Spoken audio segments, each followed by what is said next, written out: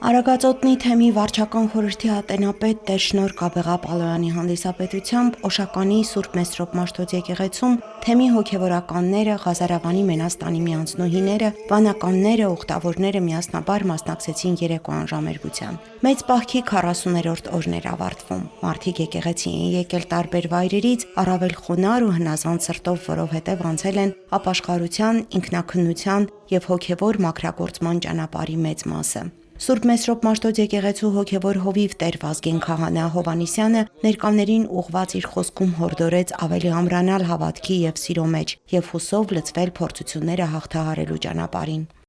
Դժվար օրեր ենք ապրում, բայց երբեք հեշտ չի եղել հայ մարդու համար, հայ քրիստոնյայի համար եւ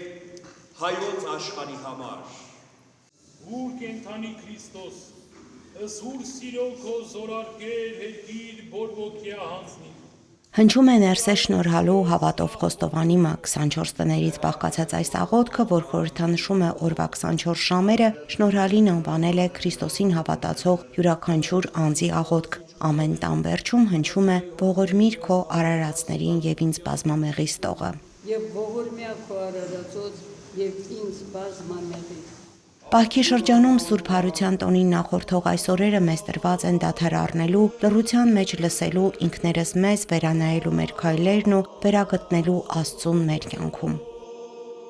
Այս ժամերգությունների ընթացքում տեսնում ենք մարդիկ, ովքեր պարբերաբար գալիս եւ մասնակցում են եւ հարազատություն են զգում այդ մարդկանց նկատմամբ եւ նրանց տեսնելիս, ողջունելիս,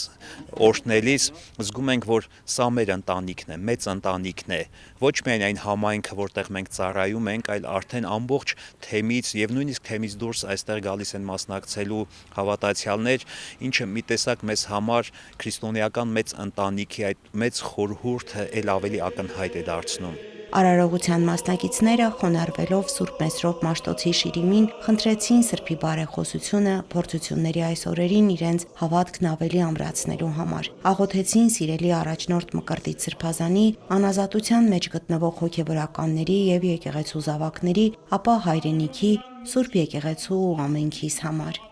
Լիաննա Չիչակյան, Գևորգ Ավագյան, Եկեղեցական կյանք։